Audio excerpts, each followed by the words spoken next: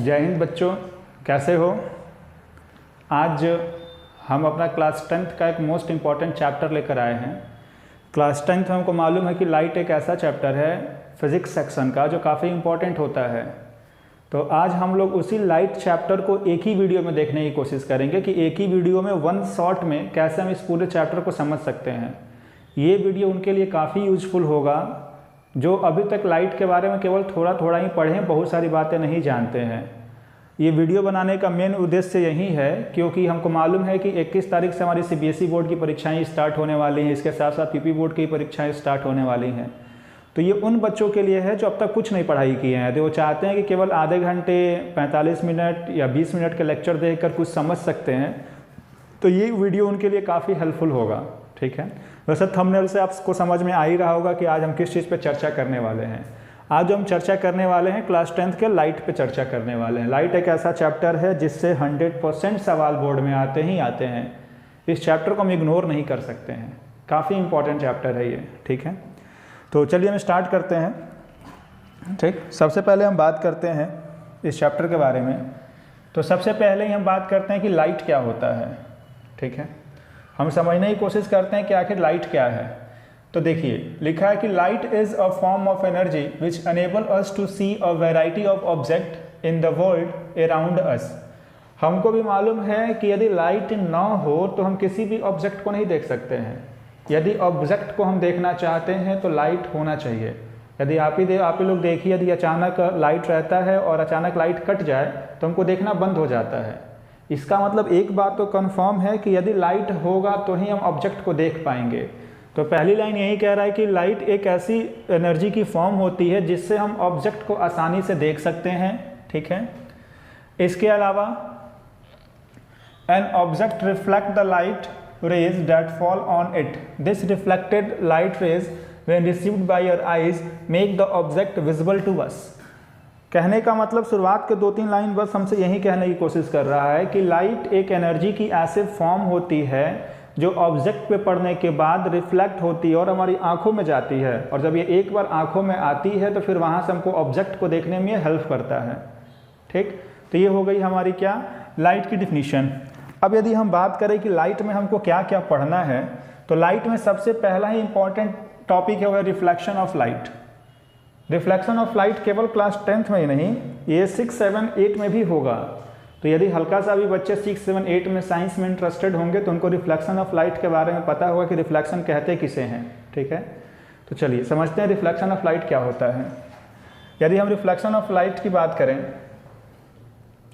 तो the phenomena of bouncing back of light रे इन the same medium on striking a smooth surface is called reflection of light. इसका मतलब ये है कि किसी भी लाइट को किसी सरफेस पे पड़ने के बाद वापस से उसी मीडियम में रिफ्लेक्ट कर जाना। जैसे हम किसी गेंद को जब फर्श पे फेंकते हैं तो गेंद वापस से उसी मीडियम में रिटर्न कर जाती है, तो इसी को रिफ्लेक्शन ऑफ लाइट बोला जाता है। जब भी लाइट किसी भी स्मूथ सरफेस पे पड़ेगा तो वहाँ से वो रिफ्लेक्ट करेगा ही करेगा। जैसे यदि ध्यान से देखा जाए तो ज़रा ध्यान से देखिए, यदि हम मान लें, ये हम मान लेते हैं कि ये हमारा एक सरफेस है, इसको हम पॉलिश कर देते हैं। ये हमने पॉलिश कर दिया। पॉलिश करने के बाद यहाँ पे एक लाइट आएगी,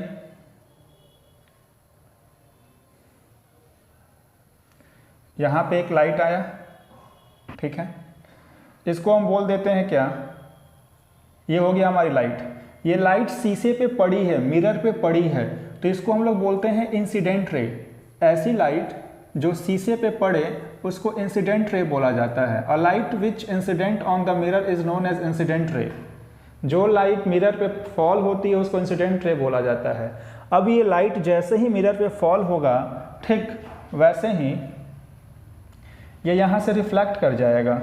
ये ठीक, अब ये जैसे लाइट फॉल हुआ ये यहीं से रिफ्लेक्ट कर गया। ठीक है, ये हमारी लाइट रिफ्लेक्ट कर गई। इसका मतलब ज़रा ध्यान से देखिए, लाइट जिस मीडियम से आ रही है उसी मीडियम में वापस चली जा रही है। A light which is coming from the medium it is return back to the same medium. यही फिनोमेना रिफ्लेक्शन ऑफ लाइट है। तो रिफ्लेक्शन ऑफ लाइट समझना बेहद आसान होता है। एक बार हम वापस से रिवीजन कराएं तो ये ध्यान से देखा जाए तो लाइट शीशे पे पड़ा, पड़ने के बाद उसी मीडियम में रिफ्लेक्ट कर गया, इसी को बाउंसिंग बैक भी बोला जाता है। तो रिफ्लेक्शन का एक सबसे छोटा डेफिनेशन ये बनता है कि bouncing back of light is called reflection, या फिर कि लाइट मिरर पे फॉल करने के बाद या किसी भी सरफेस पे फॉल करने के बाद वो उसी में रिफ्लेक्ट कर जाए, उसी को रिफ्लेक्शन ऑफ लाइट बोला जाता है। अब इसके बाद हमारा अगला टॉपिक आता है लॉज ऑफ रिफ्लेक्शन। ये भी मोस्ट इम्पॉर्टेंट है। अगला टॉपिक हमारे पास आता है लॉज ऑफ रिफ्लेक्शन। ये यदि हम लॉज ऑफ रिफ्लेक्शन की बात करें तो हमारे पास रिफ्लेक्शन के दो नियम हैं। दो नियम कौन कौन से हैं हम आपको बता दें। यदि आपको ये समझ में आ गया तो फिर नियम समझना भी काफ़ी कठिन नहीं है। देखिए, नियम समझने से पहले कुछ हम टर्म को समझते हैं, ठीक। जैसे ये लाइट मिरर पे फॉल हुई तो इंसिडेंट रे हो गया, ठीक। अब ये लाइट यहाँ से रिफ्लेक्ट कर रही है, इसीलिए इसको हम लोग रिफ्लेक्टेड रे बोलते हैं। इस रे को यदि हमको कुछ बोलना होगा तो ये हमारा रिफ्लेक्टेड रे कहलाता है, रिफ्लेक्टेड रे। तो एक हो गया इंसिडेंट रे, एक हो गया रिफ्लेक्टेड रे। नाम से ही क्लियर है कि इंसिडेंट रे शीशे पे फॉल किया है और रिफ्लेक्टेड रे वो रिफ्लेक्ट करके निकला हुआ है, ठीक है। यदि इसका हम डेफिनेशन याद करने की कोशिश करें तो a light which fall on the mirror is called incident ray and a light which reflect from the mirror is known as reflected ray, ठीक है। अब इन दोनों लाइन को यदि ध्यान से देखा जाए तो एक लाइन इसमें ऐसी है जो बीचों बीच से होकर जा रही है। जैसे ये यहाँ पे यदि हम एक लाइन बनाएं तो देखिए ये लाइन, इसको हम लोग बोलते हैं नॉर्मल। ये हो गया नॉर्मल। नॉर्मल का मतलब परपेंडिकुलर। ये एक ऐसी लाइट होती है जो सरफेस पे दोनों तरफ से 90 डिग्री बनाती है। तो यहाँ पे तीन टर्म है, पहला इंसिडेंट रे, दूसरा रिफ्लेक्टेड रे और तीसरा नॉर्मल, ठीक है। तो यहाँ पे हमारे पास तीन नाम आपको याद होना चाहिए शुरुआत में। वो तीन नाम कौन कौन से हैं जरा ध्यान से देखिए। सबसे पहला हो गया इंसिडेंट रे। यदि आपको लॉज याद रखने हैं तो इसके बारे में आपको पता होना चाहिए। दूसरा रिफ्लेक्टेड रेज,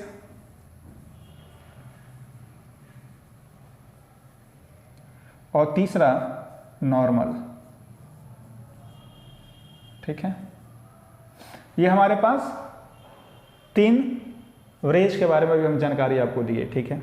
अच्छा, अब यहाँ पे दो जानकारी और हमारे पास निकल के आती है और वो जानकारी होती है एंगल के बारे में। यहाँ पे दो एंगल भी फॉर्म होते हैं। यदि उन दो एंगल के बारे में हम जान जाएं तो बड़ी आसानी से हम इसके लॉज भी याद कर सकते हैं।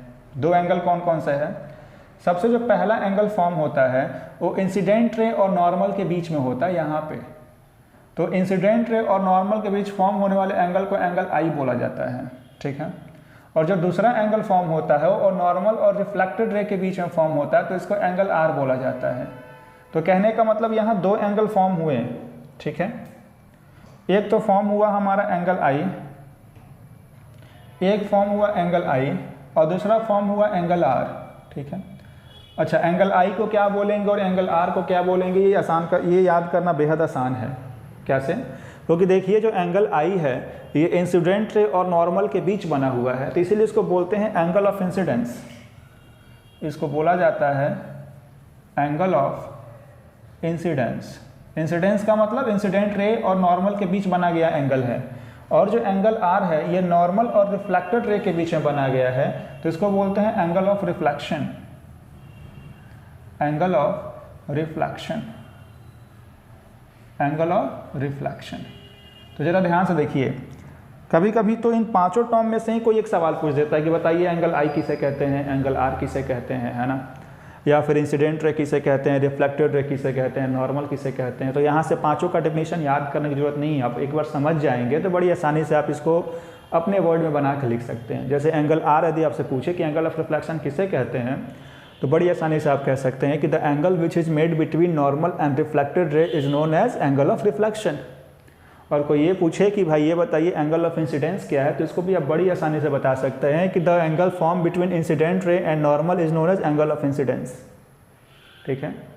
तो यदि आप ये पांच टर्म जान गए हैं तो फिर आपको आगे जानना बेहद आसान होगा। अब देखिए अब यदि हम इसके नियम पे आए ना तो इसके नियम बेहद आसान हैं। इसके दो नियम हैं। दो नियम कौन कौन से हैं? यदि हम लॉज ऑफ रिफ्लेक्शन की बात करें,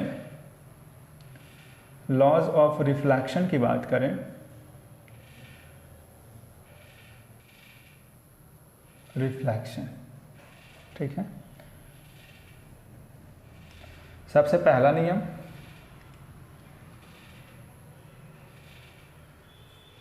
सबसे पहला नियम और दूसरा नियम हम फिगर से ही समझ सकते हैं। जो हमने आपको यहाँ पे फिगर बनाया है, इस फिगर से ही हम बता सकते हैं कि इसका पहला नियम क्या है और दूसरा नियम क्या है। यदि हम पहले नियम की चर्चा करें तो पहला नियम ध्यान से देखिए, इंसिडेंट रे ये दिखाई दिया, रिफ्लेक्टेड रे दिखाई दिया, और तीसरा ये नॉर्मल, है ना। आपको नहीं लगता है कि ये तीनों एक ही प्लेन में लाई कर रहे हैं? ये तीनों देखिए यहाँ एक ही पॉइंट पे भी लाई कर रहे हैं, है ना। इसका पहला नियम यही है कि incident ray, reflected ray and normal lies in the same plane, है ना। मतलब इंसिडेंट रे, रिफ्लेक्टेड रे और नॉर्मल ये तीनों के तीनों एक ही प्लेन में लाई करते हैं, ठीक है, पहली बात, ठीक। अच्छा, इसका दूसरा नियम क्या है कि एंगल I और एंगल R हमेशा इक्वल होते हैं। Angle I is always equal to angle R, है ना। कहने का मतलब यदि इसके हम दो नियम की चर्चा करें, ठीक, तो पहला नियम कि incident ray, reflected ray and normal lies in the same plane. पहला नियम तो यही हो गया कि lies in the same plane. भाई सेम प्लेन में कौन कौन लाइन लाई कर रहे हैं? तो वही तीन लाइन, इंसिडेंट रे, रिफ्लेक्टेड रे और नॉर्मल। और दूसरा नियम सबसे इंपॉर्टेंट कि एंगल I हमेशा एंगल R के इक्वल होगा। Angle of incidence is always equal to the angle of reflection. तो ये हमारे पास दो नियम हो गए, ये सबसे बेसिक नियम है, ठीक है। तो अब हम आ जाते हैं अपने PDF पे। ध्यान से देखिए, यहाँ पर भी वही सारी बातें समझाई गई हैं। यदि आप ध्यान से देखें तो यहाँ पर भी वही सारी बातें बताई गई हैं। कौन कौन सी बातें? जैसे सबसे पहला नियम क्या है? The incident ray, reflected ray and the normal at the point of incidence lie in the same plane. पहला नियम बेहद आसान है, समझ में आया। अच्छा, दूसरा नियम क्या है कि angle of incidence is always equal to the angle of reflection. मतलब यहाँ का एंगल यहाँ के एंगल के हमेशा बराबर होगा, ठीक है। तो ये हमारे पास आ गया रिफ्लेक्शन। क्या कि रिफ्लेक्शन होता क्या है? रिफ्लेक्शन ऑफ लाइट के लॉज क्या क्या है? तो एक तो यही हमारे पास सेक्शन हो गया जहाँ से 1 या 2 नंबर के सवाल कभी कभी पूछ देता है। ये काफ़ी बेसिक चीज़ें हैं, हमको लगता है कि ये क्लास 6, 7, 8 में पढ़ने वाला एक बच्चा भी जानता होगा, ठीक है। अब हम बात करते हैं कि हमारे पास इमेज कितने तरीके की बनती हैं, ठीक है। यदि हम बात करें कि हमारे पास इमेज कितने तरीके की बनती हैं तो हम इमेज की चर्चा कर लेते हैं। इमेजेस दो तरीके की बनती हैं, एक होता है रियल इमेज, एक होता है वर्चुअल इमेज, ठीक है। कहने का मतलब क्या है कि जब भी लाइट शीशे पे फॉल करती है तो जब फॉल करने के बाद वो रिफ्लेक्ट करके वापस आती है ना, तो जो ऑब्जेक्ट से लाइट उस पर पड़ा है उस ऑब्जेक्ट का इमेज या तो रियल बनाएगा या तो वर्चुअल बनाएगा, ठीक है। तो देखिए क्या लिखा है कि a light ray coming from a point after reflection meet at another point और appear to meet at another point, then second point is called the image of first point. कहने का मतलब कि रिफ्लेक्शन के बाद जब लाइट मिरर से आएगा तो या तो रियल में मिलेगा या तो मिलता हुआ प्रतीत होगा। प्रतीत कहने का मतलब अपीयर टू मीट होगा, रियल में नहीं मिलेगा। यदि वो रियल में मिला है तो वहाँ रियल इमेज का फॉर्मेशन होगा, बट यदि ये रियल में नहीं मिला है, मिलता हुआ फील हुआ है, फील कहने का मतलब मिलता हुआ अपीयर हुआ है, रियल में नहीं मिला है, तो फिर वहाँ पे वर्चुअल इमेज बन जाएगा, ठीक है।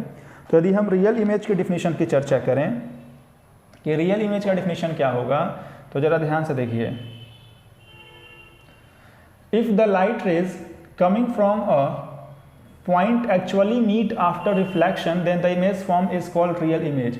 यहाँ पे ये शब्द बड़ा इंपॉर्टेंट है, यही शब्द सब कुछ डिफाइन करेगा। कौन सा? ये coming from a point actually meet. Actually meet का मतलब वाकई में ये लाइन जाके मिली है। कहने का मतलब कि रिफ्लेक्शन के बाद जो भी लाइट निकली है वो जाकर कहीं ना कहीं मीट करी हैं, और जब वो एक्चुअल में मीट किया है तो उसी को रियल, वहीं पे हमारा रियल इमेज बनेगा, ठीक। जबकि वहीं वर्चुअल इमेज में देखिए, वर्चुअल इमेज का डिफिनीशन क्या है?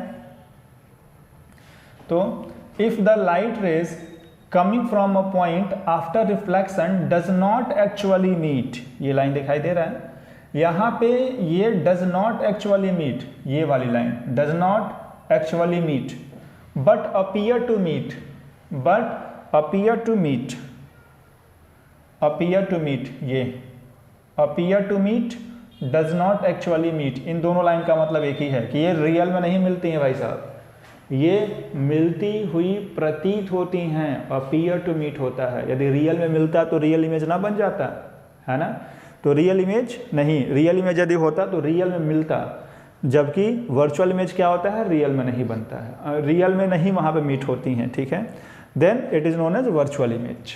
ठीक, कहने का मतलब ये है कि यदि आप रियल में किसी से मिल रहे हैं तो रियल इमेज होगा। भाई कहने का मतलब ये है कि यदि आप एक एग्जांपल लेकर समझे रियल इमेज और वर्चुअल इमेज का, तो बड़ा आसान सा एग्जांपल है कि यदि आप यहाँ पे हैं, ठीक, और आपका कोई मनपसंदीदा कोई एक्टर है, ठीक है, कोई भी एक्टर हो सकता है, और यदि आप इससे जाके रियल में मिले हैं, ठीक, तो ये हो गया रियल इमेज, ठीक है, और बापू ने दोस्तों को आप बता रहे हैं, ठीक। लेकिन यदि यही ये एक्टर है लेकिन आप इससे कभी रियल में नहीं मिले हैं, लेकिन फिर भी अपने दोस्तों से बताया जा रहे हैं कि हम उससे मिले थे, ये बात आप भी जानते हैं कि आप मिले तो हैं नहीं, है ना, तो कहने का मतलब तो वहाँ पे आप केवल वर्चुअली बात कर रहे हैं ना, आपने रियल में जाके तो उससे मिला है नहीं, तो भाई जब आप मिले ही नहीं तो फिर वहाँ रियल कैसे हो जाएगा। तो जहाँ पर भी लाइट एक्चुअल में मीट करेगी वो रियल इमेज है, और जहाँ पे लाइट एक्चुअल में मीट नहीं करेगी वो वर्चुअल इमेज है। बस इन वन वर्ड आंसर यही है, ठीक है। अब हम आगे बढ़ते हैं। अच्छा, इसके बाद यदि हम चर्चा करें तो इसके बाद हमारे पास आ जाता है मिरर, ठीक है। मिरर, हमारे पास दो मिरर हैं, हम आ जाता है मिरर, हमारे पास दो मिरर हैं, एक है प्लेन मिरर, एक है स्फेरिकल मिरर, ठीक है। प्लेन मिरर कैसा होता है, प्लेन मिरर प्लेन होता है, जैसे अभी जो हम यहाँ पे आपको एक्सप्लेन किए थे, ये एक टाइप का ये प्लेन ही मिरर है। ये कौन सा मिरर है, प्लेन मिरर है, ठीक। जबकि जो हमारा स्फेरिकल मिरर होता है वो स्फेरिकल होता है,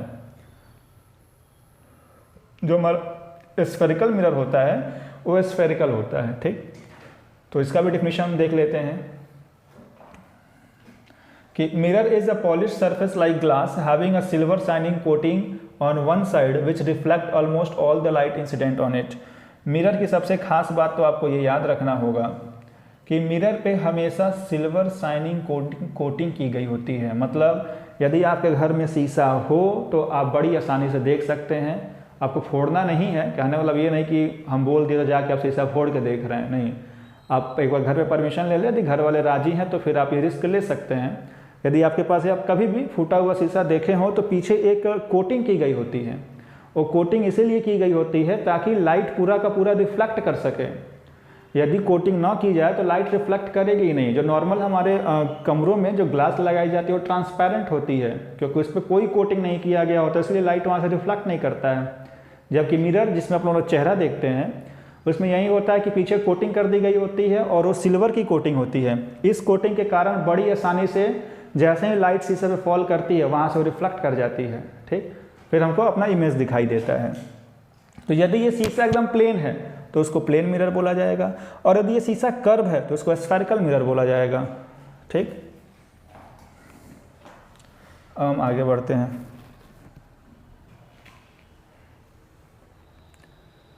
अब हम आ जाते हैं स्फेरिकल मिरर। यदि हम स्फेरिकल मिरर में आए तो ये जो सारे पॉइंट हैं, सारे पॉइंट को हम आपको समझा देते हैं, ध्यान से देखिए जरा।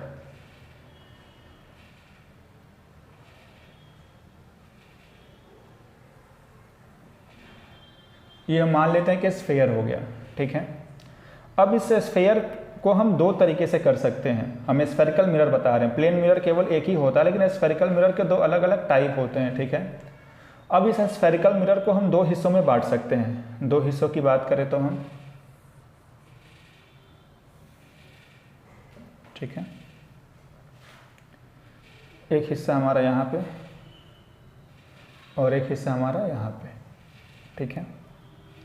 अब जरा ध्यान से देखिए, दो हिस्सों में क्यों बांटा गया, क्योंकि एक पे हम कोटिंग बाहर से करेंगे, ये कोटिंग कर रहे हैं, ये कोटिंग करना बहुत ज़रूरी है। तो ही हमारा सारा काम हो पाएगा। यदि कोटिंग नहीं करेंगे तो नहीं हो पाएगा। एक पे कोटिंग बाहर से की गई है और एक में कोटिंग हम अंदर से कर देते हैं, ठीक है। एक में कोटिंग बाहर से की गई है और एक में कोटिंग कहाँ से की गई है, अंदर से की गई है, ठीक। अब ज़रा ध्यान से देखिए बोर्ड पे। अब हम करते क्या हैं, इस शीशे को 20 से हम डिवाइड कर देते हैं। ये 20 से डिवाइड कर दिए, इस शीशे को भी 20 से हम डिवाइड कर दिए, ठीक है। जब 20 से डिवाइड करेंगे तो हमारे पास इसके 2 पार्ट मिल जाएंगे। 2 पार्ट मिल जाएंगे तो कहने का मतलब ये है कि ये जो शीशा है 2 पार्ट में मिलेगा। या तो ऐसे ये वाला हिस्सा दिखाई दे रहा है और ये वाला हिस्सा ऐसे। इस वाले हिस्से में कोटिंग ऐसे बाहर से है और इस वाले हिस्से में कोटिंग ऐसे यहाँ पे है, ठीक। वैसे ही इस शीशे का भी 2 पार्ट मिल जाएगा, एक ऐसे और एक ऐसे। इस वाले में भी कोटिंग अंदर से है और इस वाले में भी कोटिंग कहाँ से है, अंदर से है, ठीक है। अब ध्यान से देखिए, ये दोनों शीशा एक ही है, कोई अलग नहीं है, और ये दोनों शीशा भी एक ही है, कोई अलग नहीं है। ध्यान से देखिए कैसे, देखिए यहाँ पे जो हमने शीशा फॉर्म किया, एक ये था और एक ये ऐसे था।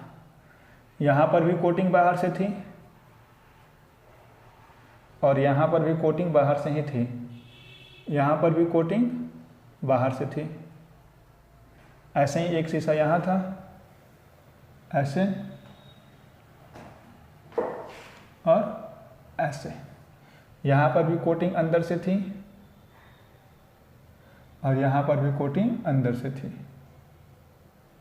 ठीक है। यदि ये आप समझ गए हैं तो फिर आपको ये आपको बड़ी आसानी से समझ में आ जाएगा कि कॉनकेव मिरर क्या है और कॉन्वेक्स मिरर क्या है, ठीक।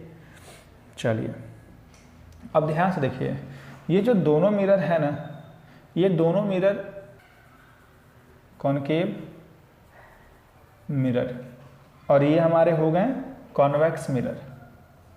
ये हो गए कॉन्वेक्स मिरर, ठीक है। तो एक हो गया कॉनकेव, एक हो गया कॉन्वेक्स। यदि हम ध्यान से देखें तो हमारे जो किताब में मैक्सिमम जो फिगर ड्रॉ किया जाता है ना, ये वाला किया जाता है। हमारे किताब में जो अक्सर जो मिरर बनाया गया होता है कॉनकेव का, तो ये वाला उठाया गया रहता है, ऐसे करके ऐसे कोटिंग। और कॉन्वेक्स का जो बनाया गया रहता है ये वाला बनाया गया रहता है, ऐसे उठा दिया गया और अंदर से कोटिंग कर दिया गया, ठीक है। अब ध्यान से देखिए आप, यदि यहाँ पे हम एक लाइन ड्रॉ कर दें, यहाँ पर भी एक लाइन ड्रॉ कर देते हैं, ठीक है। अच्छा, ये लाइन ड्रॉ करने से पहले एक चीज़ हम आपको बता दें, ठीक है। ये लाइन ड्रॉ करने से पहले ये कि यदि आप ध्यान से देखेंगे ना तो आपको मालूम चलेगा कि ये हमारा है पॉलिश्ड सरफेस और ये हमारा अंदर की तरफ है रिफ्लेक्टिंग सरफेस। अंदर की तरफ क्या है, रिफ्लेक्टिंग सरफेस। अंदर हो गया रिफ्लेक्टिंग सरफेस। ये इनवर्ड है, ये कैसा है, इनवर्ड है, ठीक है। जबकि पॉलिश्ड सरफेस ये हो गया पॉलिश्ड सरफेस, ठीक है। ये कैसा है, ये आउटवर्ड है, ये आउटवर्ड है।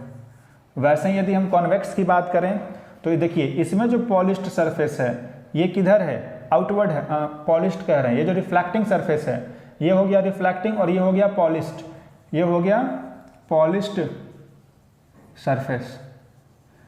इस बार पॉलिश्ड सरफेस यहाँ पे कैसा है, ये इनवर्ड है, जबकि रिफ्लेक्टिंग सरफेस कैसा है, रिफ्लेक्टिंग सरफेस ये हमारा आउटवर्ड है। जरा ध्यान से देखिए, आप इसमें से कोई भी एक टर्म पकड़ेंगे, दोनों नहीं। एक टर्म पकड़ने का मतलब हम ये कहना चाह रहे हैं कि अगर आप रिफ्लेक्टिंग सरफेस से याद करिए तो यहाँ का भी रिफ्लेक्टिंग, यहाँ का भी रिफ्लेक्टिंग, ठीक है। यहाँ पर रिफ्लेक्टिंग सरफेस अंदर की तरफ है और यहाँ पर रिफ्लेक्टिंग सरफेस बाहर की तरफ है। तो यदि कोई आपको कॉनकेव और कॉन्वेक्स मिरर का डिफिनीशन पूछे तो आप बड़ी आसानी से रिफ्लेक्टिंग सरफेस से एक्सप्लेन कर सकते हैं। कैसे कि a mirror whose reflecting surface is inward is known as concave mirror and a mirror whose reflecting surface is outward is known as convex mirror। ऐसा मिरर जिसका रिफ्लेक्टिंग सरफेस अंदर हो वो कौन सा मिरर है, कॉनकेव है। और ऐसा मिरर जिसका रिफ्लेक्टिंग सरफेस बाहर की तरफ हो, कॉन्वेक्स है।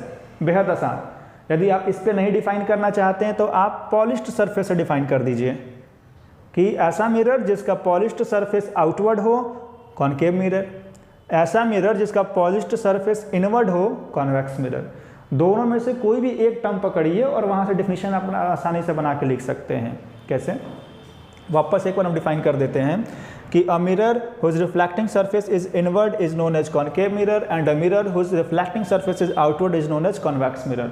एज सिंपल है ना, सबसे आसान है इसका डिफिनीशन है। ठीक है, अच्छा हम आगे इसी में और बात कर लें। ठीक है, यदि हम बात करें कॉनकेव मिरर की, ठीक है, कॉनकेव मिरर, ठीक है, और इधर हम बात कर लेते हैं कॉन्वेक्स मिरर।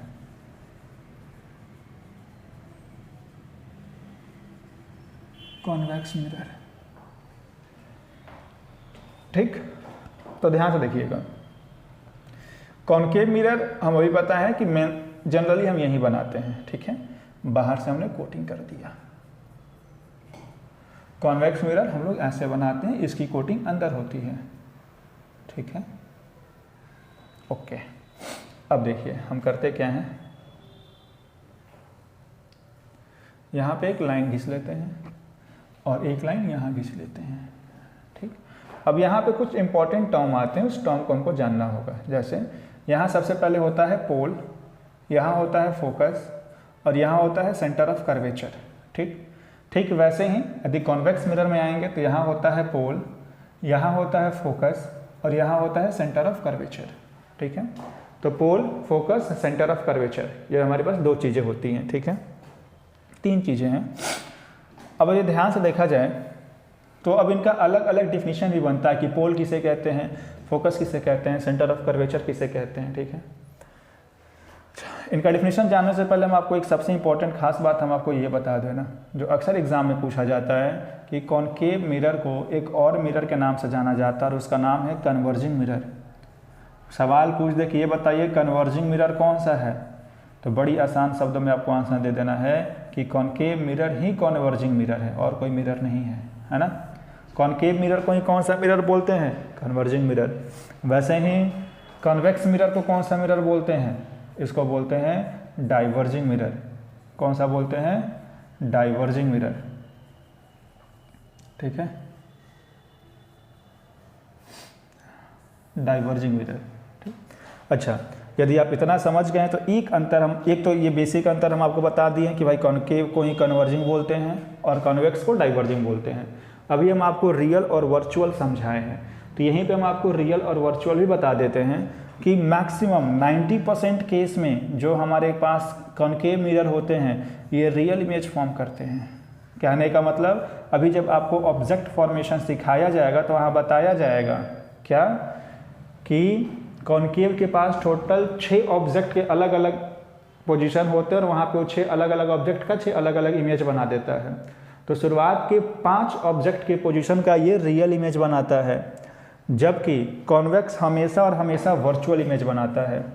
ये हमेशा कैसा इमेज बनाएगा, ये हमेशा वर्चुअल इमेज बनाएगा, ये हमेशा वर्चुअल इमेज बनाएगा।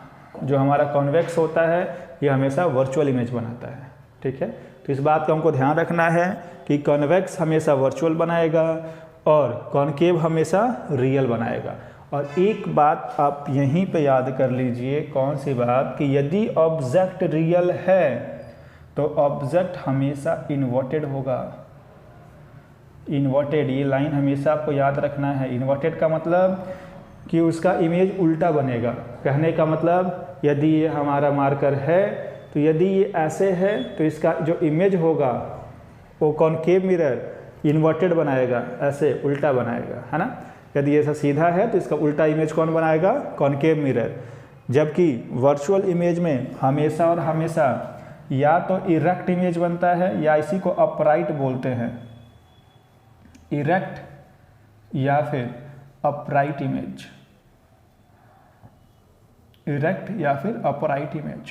कहने का मतलब क्या है कि यहाँ पे जैसा ऑब्जेक्ट होगा वैसे इमेज बना देगा। यदि ऑब्जेक्ट सीधा है तो सीधा इमेज बनेगा, और ऑब्जेक्ट उल्टा है तो उल्टा इमेज बनेगा। ठीक, तो यहाँ तक हम आपको यदि बता दें तो हम इतनी बातें समझ चुके हैं कि यदि कॉनकेव है तो कन्वर्जिंग कहलाएगा, और यदि कॉन्वेक्स है तो डाइवर्जिंग कहलाएगा, है ना। यहाँ तक कोई भी डाउट है तो बोलिए। अब हम आगे बात करते हैं। जैसे अभी हम आपको यहाँ समझाए हैं कि यहाँ पोल हो गया, फोकस हो गया, सेंटर ऑफ कर्वेचर हो गया। अब इसका डिफिनीशन भी पूछा जाता है, ठीक है। तो हम सबसे अब आगे हम बात करते हैं इसके डिफिनीशंस की, ठीक है। चलिए, सबसे पहले हम बात करते हैं पोल का डिफिनीशन क्या होगा। तो हमको मालूम है क्या कि द पोल था कहाँ, और यदि ये हमारा मिरर है, ठीक है, तो पोल हम यहीं बनाए थे ना, मिरर के ठीक बीचों बीच। इसका मतलब the midpoint of reflecting surface of a spherical mirror is called pole. Reflecting surface का जो सबसे बीच वाला पार्ट होता है उसी को क्या बोलते हैं, पोल बोलते हैं, ठीक है। ऐसे ही सेंटर ऑफ कर्वेचर, भाई सेंटर ऑफ कर्वेचर हमारा यहाँ पे था, है ना, और यहाँ क्या था, फोकस था। तो सेंटर ऑफ कर्वेचर का डिफिनीशन देख लीजिए कि it is the centre of the imaginary sphere of which mirror is a part. In case of concave mirror, the center of curvature lies in front of it, while in case of convex mirror, the center of curvature lies behind it.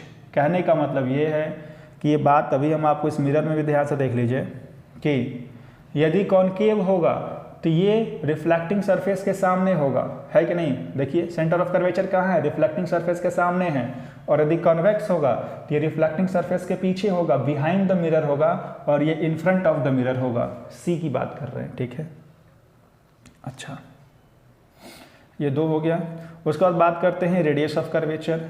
तीसरा, radius of curvature क्या होता है। The distance between pole and centre of curvature is called radius of curvature. It is denoted by R. भाई ध्यान से देख लीजिए, देखिए ये हमारा मिरर है, ये हो गया पोल, ये हो गया एफ, ये हो गया सी, ठीक। तो अब ये सी और पी के बीच के दूरी को ही रेडियस ऑफ कर्वेचर आर बोला जाता है, ठीक है। आर किसको बोलते हैं, the distance between radius of curvature and pole. Pole और radius of curvature, the distance between centre of curvature, centre of curvature and pole, इन दोनों के बीच को ही क्या बोलते हैं, रेडियस ऑफ कर्वेचर, ठीक है। इसके बाद हम बात कर लेते हैं प्रिंसिपल एक्सिस। प्रिंसिपल एक्सिस बेहद आसान है। सेंटर ऑफ कर्वेचर, फोकस और पोल, इन तीनों को जो मिलाने वाली लाइन है ना, ये जो लाइन दिखाई दे रही है, तीनों को मिला रही है, यही प्रिंसिपल एक्सिस कहलाता है, ठीक है। तो यदि प्रिंसिपल एक्सिस की डिफिनीशन देखा जाए तो the principal axis of a spherical mirror is the line joining the pole and centre of curvature, ठीक है। जो हमारा सेंटर ऑफ कर्वेचर और पोल है, इसको ज्वाइन करने वाली लाइन को ही क्या बोलते हैं, प्रिंसिपल एक्सिस, ठीक है। आगे बढ़ते हैं। अपर्चर का मतलब क्या, नॉर्मली यदि ये मिरर है तो इसका ये डायमीटर, डायमीटर को ही क्या बोला जाता है, aperture. The diameter of reflecting surface is called aperture, ठीक है। सबसे इंपॉर्टेंट है इसका प्रिंसिपल फोकस समझना कि फोकस किसे कहते हैं। तो फोकस जरा ध्यान से आप लोग देखिएगा। यदि हम फोकस की बात करें कि फोकस किसे कहते हैं तो ध्यान से देखिए। यदि ये मिरर है, कॉनकेव मिरर है, ठीक है, ये हो गया प्रिंसिपल एक्सिस, ये हो गया पोल, ये हो गया फोकस, और ये हो गया सी, ठीक। देखिए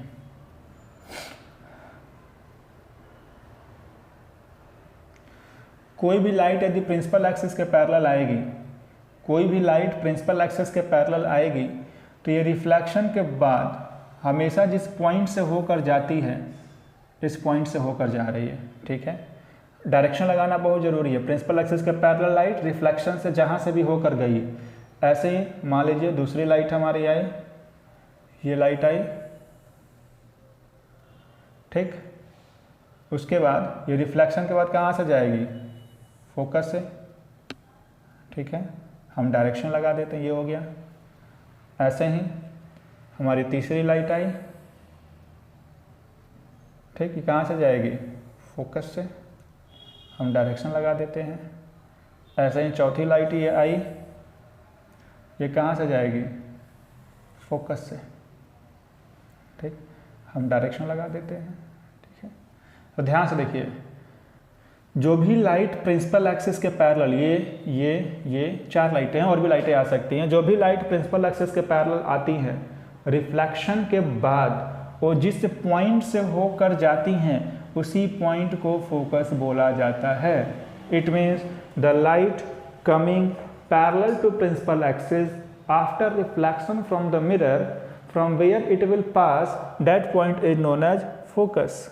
जिस पॉइंट से भी होकर ये जाएंगे वही पॉइंट क्या कहलाता है? फोकस कहलाता है।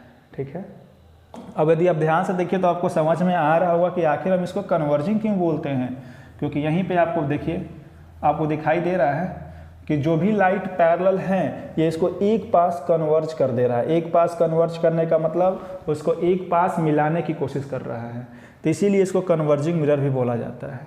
ठीक है, ऐसे ही आप कॉन्वेक्स को भी डिफाइन कर सकते हैं। कैसे? ध्यान से देखिए, ये है कॉन्वेक्स।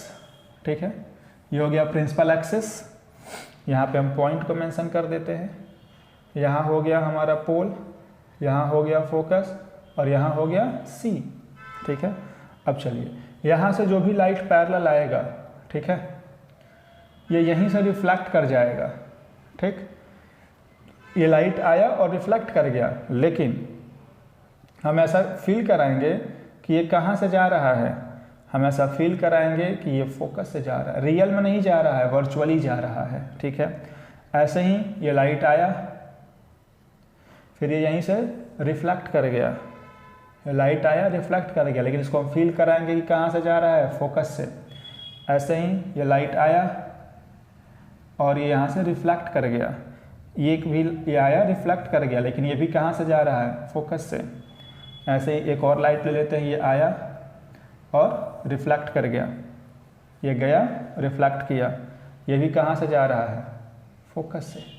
तो अब जरा ध्यान से देखिए, यहाँ जो भी लाइटें, ये 4 लाइटें जो हैं, 1 2 3 और ये 4, ये जो चारों लाइटें गई हैं, इस पर पड़ने के बाद फैल जा रही हैं। दिखाई दे रहा है, पड़ने के बाद फैल जा रही हैं, इसीलिए इसको डाइवर्जिंग मिरर भी बोला जाता है।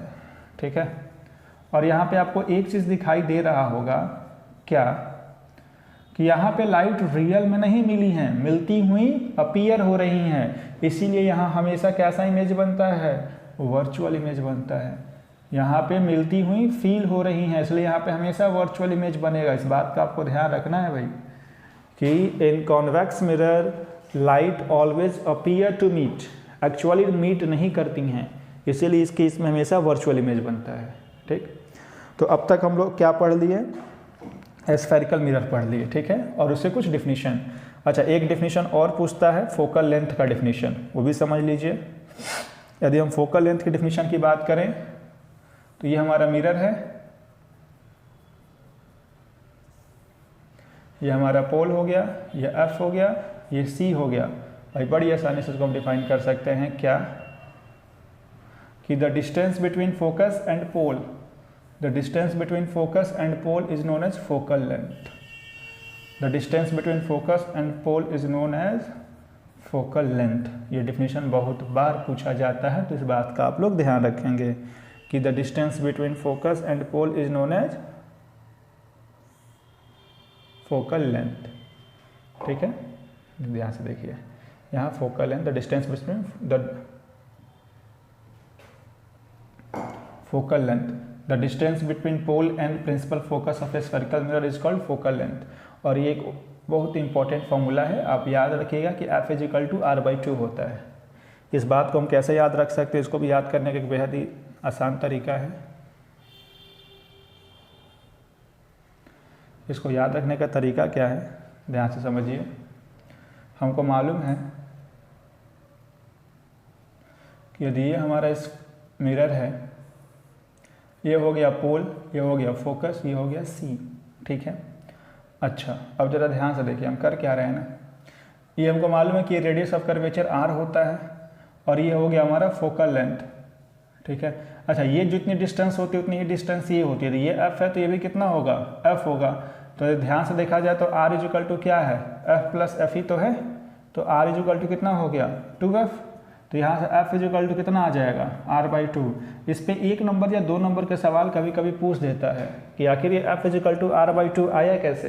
तो बड़ी आसानी से हम यहाँ से याद कर सकते हैं कि भाई जो रेडियस ऑफ कर्वेचर होता है वो फोकस प्लस फोकस के बराबर होता है, मतलब 2f के बराबर होता है। ये 2f के बराबर है तो f इजिकल टू r/2 आएगा।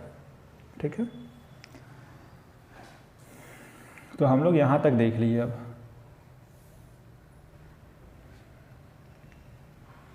यहाँ तक देख लिए, अब यहाँ तक किसी को कोई डाउट है तो बोलो।